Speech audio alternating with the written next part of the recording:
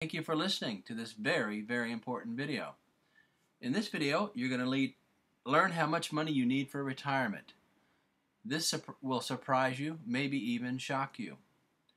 You're also going to learn how to overcome your pride. In other words, what's holding you back from getting help about your financial situation. By the time the video is over, you'll be able to decide whether bankruptcy is an option for you or not. As we've demonstrated on the previous videos, debt is robbing you and your family of the ability to save money. Debt has to go. It must go. You must wipe it out of your life. How do you do it is up to you.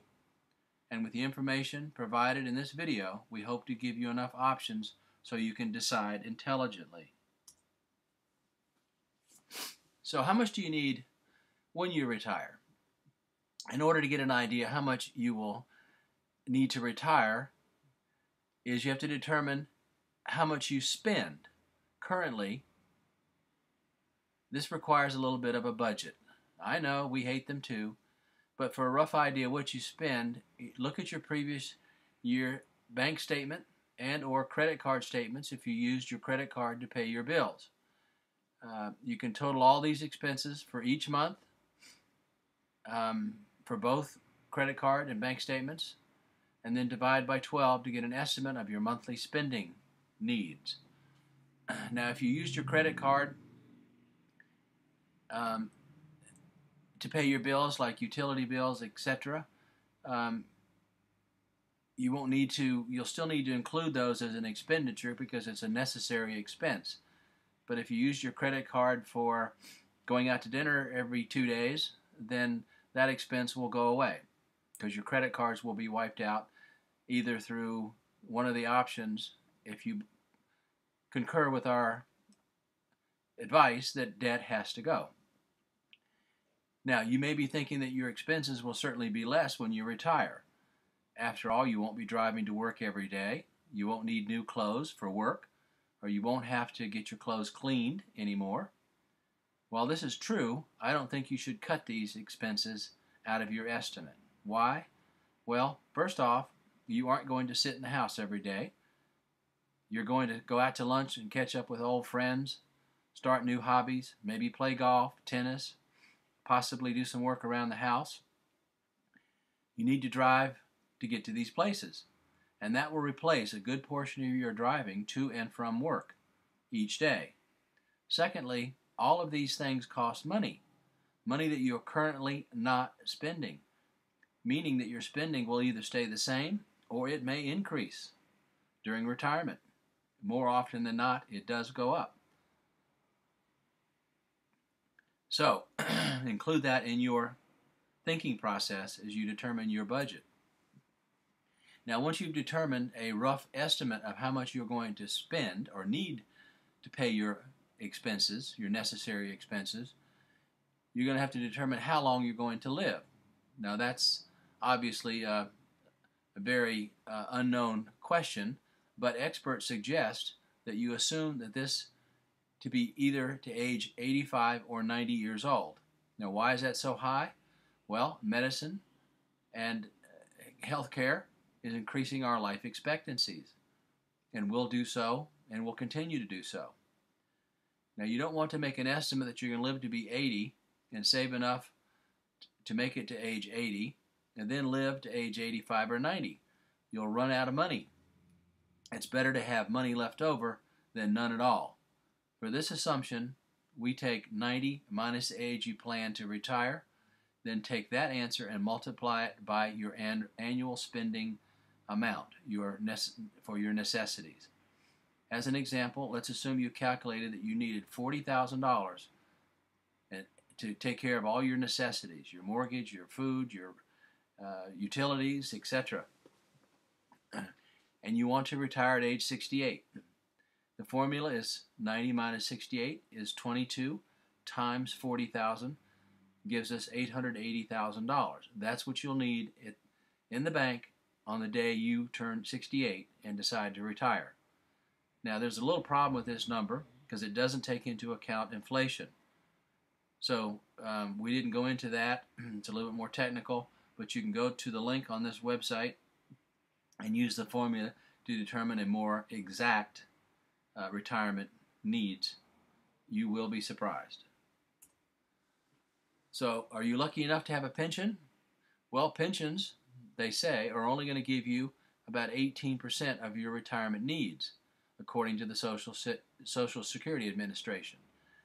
And then when you add the income you may receive from Social Security, you're still going to probably fall short of your $40,000 annual goal in this example, especially if you are currently in debt and not saving for retirement.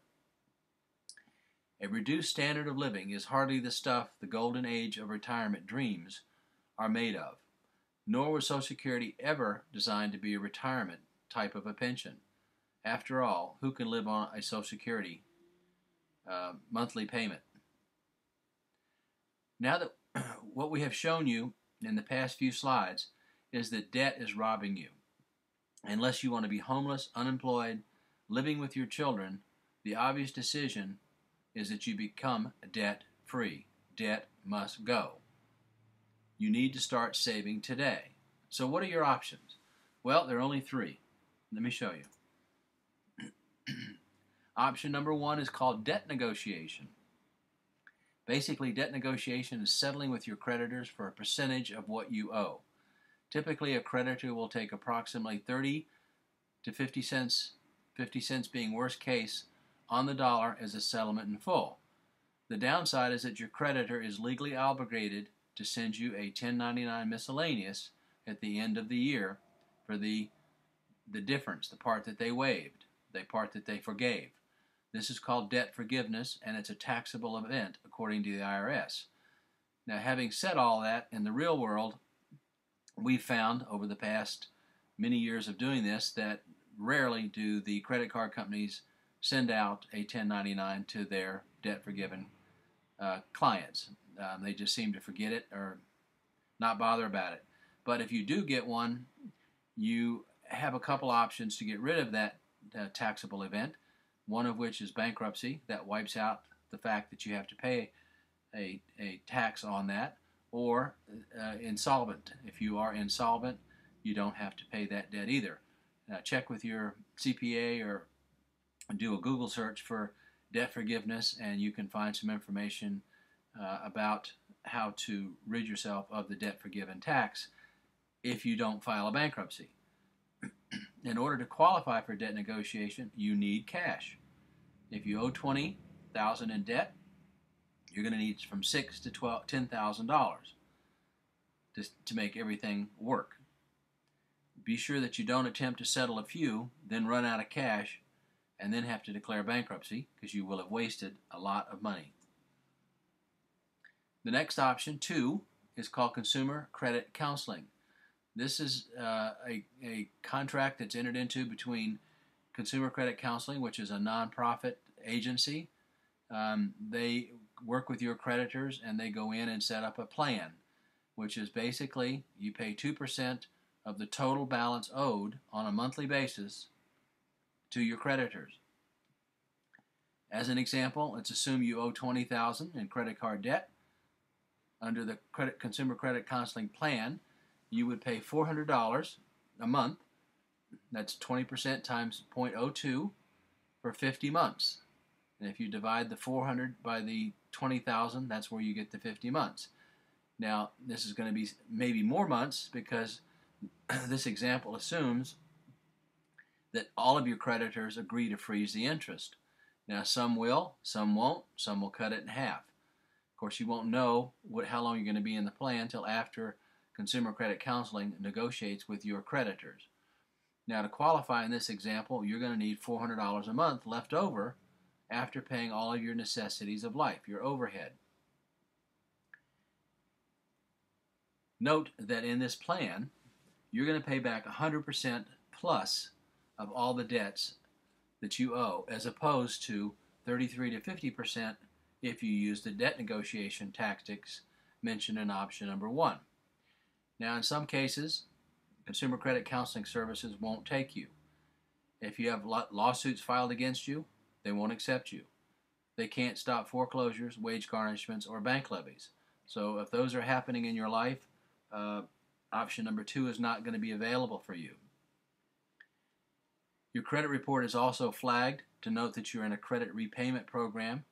So getting new credit, buy another car, new TV on credit is going to be very, very difficult during the 50-month program because all of your spendable income is supposed to be earmarked for this plan.